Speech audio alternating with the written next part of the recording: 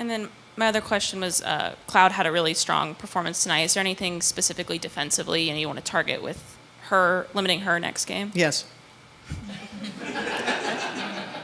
Not to give away secrets, but is there anything tonight that you feel like she did? We didn't execute the game plan very well. That was not our intention, the way things turned out. But we... Just talk about the last... Let's talk about the last few moments of that game. You fall behind on those 2 free throws, I think, with 4+ minutes left, and the response that your team had. Oh, us? Oh, I thought Cheryl was going. Go ahead, Fee.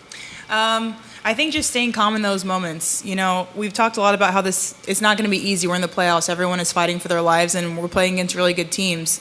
And so when we get in those situations, I think just staying calm and executing what we have to do on the other end, and getting stops when we come back on defense. So really just keeping our head in those situations. Coach, what did you see? Yeah, same. There was, a lot of frustration, sort of along the way, really starting with, maybe 3 minutes to go in the second quarter, running through the rest of the game, where we just, we were accustomed to being a little bit better defensively. And so, and then was taking the ball in the net so frequently. When you give up, 53 points and a half, you're taking the ball in the net so much. And so, there was frustration at the other end as well. But you have to, and this is what, this group is terrific at, is, we can talk about all that after the game. We can watch video. We can meet with each other. Right now we got to win. And this group knows how to do that. Fee, the second most points ever scored by a Lynx player in playoff history. Maya? What? Maya? Yeah. It's first one. You got it. And you tied the most free throws made, and that's Simone. So you came close to Maya, and you tied Simone tonight. Just talking about your Dang, game. that one missed free throw. That's right. Just talking about your game. I mean, they threw like 3 different defenders at you during the course of that one, didn't they? Yeah. I think I was just taking open shots, and my teammates got me a lot of easy shots, playing with Courtney in the pick and roll, finding, situations where we could take advantage of their defense. So really with the same as every game with my team, I think we just play so well together. We have so many assists on all of our baskets, and I got a lot of easy shots because of unselfishness with our team. For either player, Bridget said that last 3 she took was supposed to go to you, but things got kind of discombobulated and she was forced to take it.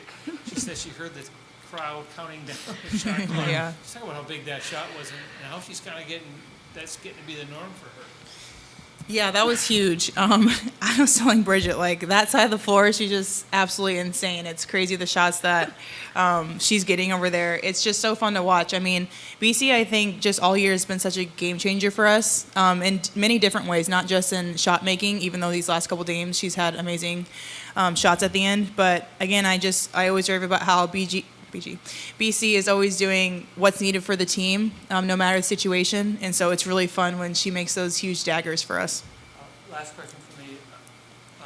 Alana Smith's block on Nurse from behind. Yeah.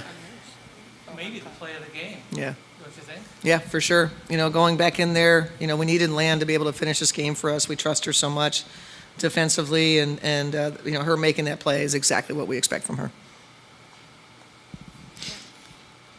Coach, when Fee is playing like that and just so versatile, how does that open up everything else for the other players on the court in a game like this? Yeah, I mean, Fee's an MVP runner-up to a historical season by Asia Wilson. And so Fee's season has been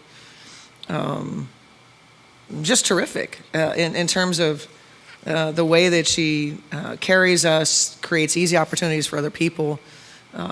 In the case of today, collapsing the paint so much, and we'll get a little bit better about playing behind Fee, so there's not so much pressure on her every time that we throw it in there. But when Fee's playing like that, when your best player plays like the MVP that she is, that bodes well for the rest of the group. Fee's the first player in league history, and Abby, make sure I get this stat right, in playoffs to record more than 30 points. Score 38 points and have the assists and the rebounds and the block shot. First player in league playoff history. So Fee just kind of continues on this tear of, being the first to do these things. And the great thing about Fee is that it's just so much more than scoring. That's why it's so special. That's why she's the first in league history to do so many things, because she's a box score stuffer. It's well beyond scoring. Fia, almost unanimous second place in MVP race, won third place vote somehow.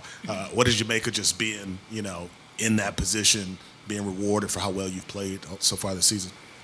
Yeah, I mean, I think it just comes from playing as hard as you can every game, winning games. And again, I always come back to my teammates. They always put me in great positions. You don't get the accolades and all those things without winning games, and you do that as a team. So yeah, it feels good to get that. Really kudos to Asia. She had an amazing year. I think she deserves to get MVP. But obviously I'm going to come for her next year and do my best again. But it was really fun, and I always rave about how great this group is, and we have bigger goals than that as well. So we're going for the chip, so that's what our goals are set on. Cheryl, how does today's game set or not set the tone for the rest of this series? I think it's the epitome of what a series is and will be, what this series will be, which is, the game and the series are not won in the first 5 minutes, not won in the first quarter, it's not won in the third quarter, it's 120 minutes. And this game embodied that. And it wasn't over when we had a double-figure lead. It wasn't over when we, lost, we lost the third quarter. It's not over. And so I think that's what I took from this game is this is what playoff basketball is. This is what it's like to be in a series. And you have to be so level-headed through the ups and downs and stay true to who you are, know what your staples are. And I thought our group did a pretty good job of that. Coach, when you acquired Myisha Hines-Allen at the deadline, you talked about her being an experienced player with a championship experience on the 2019 Mystics. 6 of her 10 points in the fourth quarter felt like she and Courtney really had it going on. Just how beneficial is it in those fourth quarters where things get a little hairy to have a player who's been there before? And, beneficial is a great word. Might not be strong enough. It was crucial. It is absolutely crucial. It's like if someone else is struggling, and you can put someone else in that can pick them up and then give them a moment to collect themselves and then go back in, and just that tandem, it was crucial for us. And Myisha's play has been crucial to us, obviously beyond today, but obviously winning a playoff game was crucial for us.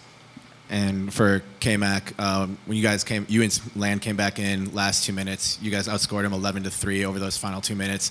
Felt like the defense really just jumped up a notch in those last 2 minutes to buckle down and get the job done. Just how did you assess the defensive performance and putting it all together to bring the game home in those last couple minutes? I mean, there's a lot of trust there. I think Land's block was kind of the, that epitome of those last couple minutes. I thought everybody had their moments throughout the game, but I think that we just have a lot of trust in our identity, which is built on defense. So, like I said, it's playoff atmosphere. Every possession is just like you can feel all the energy in every possession. So knowing that you have that trust and that cohesion within our defense, it helps in those moments. Fee, you played 39 minutes and 52 seconds, I think. Just how do you pace yourself through a game to play almost the entire thing? I feel like I don't really pace myself. I try to play as hard as I can every possession, and I try to make myself put myself in that position where I'm in shape enough to do that. I feel good. It doesn't feel like I played the whole game. I feel like I could still play more. And you're such in the heat of the moment. You're not thinking about being tired. You're thinking about what needs to happen for you to win that possession. And then K-Mac, you've spoken a lot about being a complete player this season, playing defense, doing whatever it takes to win. You're guarding Taurasi today, making big shots in the fourth quarter. How do you do just a little bit of everything in a game? I just want to win. I want to be at my best for this group. I just think whatever it takes. Every game is a little bit different. You try to be the best version of yourself in that game. And like I said, it's just doing all the little things to help us win games, whether it's shooting threes, playing defense, whatever. Like just making free throws. Like I take a lot of pride in all those details and what I need to be for this team. But going against Diana, since my whole career, I've enjoyed the matchup, and I know I can be better in a lot of ways. And so watching the game back and doing things. I mean, she's one of the best of all time for a reason. So I just want to come back and have a different mindset going into game 2. Coach, how was it actually watching Courtney set the tone out there, offensively, playmaking, and then her energy tonight as well, just Yeah. giving some energy to the team? Yeah, she was pretty pesky defensively, getting in there, digging, knocking the ball away. Thought she was very active in that way. When she's playmaking, it's really good for the entire team. I thought she got good shots. They just, not as many fell for her. But I liked the shot attempts that she got, and when she came back in that game, and her two-man decision making was just outstanding, and that's why we brought her here. One, but two, that's why it's like why we brought her here, because I didn't want to have to guard that anymore, because she's so good at that. But yeah, no, Courtney was terrific.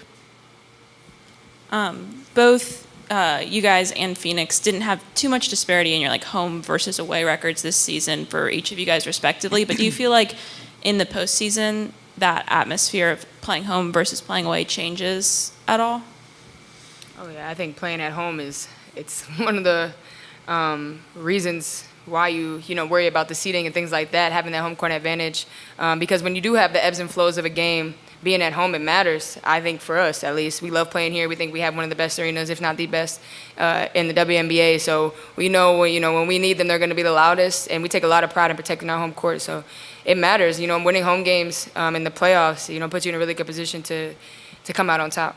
And then my other question was, Cloud had a really strong performance tonight. Is there anything specifically defensively you want to target with her, limiting her next game? Yes. Not to give away secrets, but is there anything tonight that you feel like she did? We didn't especially execute well? the game plan very well. That was not our intention, the way things turned out. But we tried to recover from it, but the fire was lit. Yeah.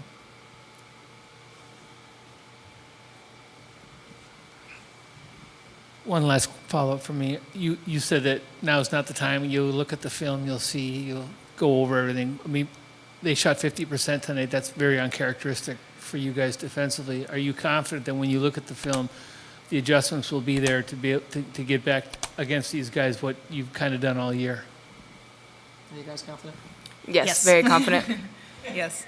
We knew what we didn't get done. We know, yeah, we Yeah. know. And And I'm sure, the other team feels the same. yeah, So that's what makes it a fun series.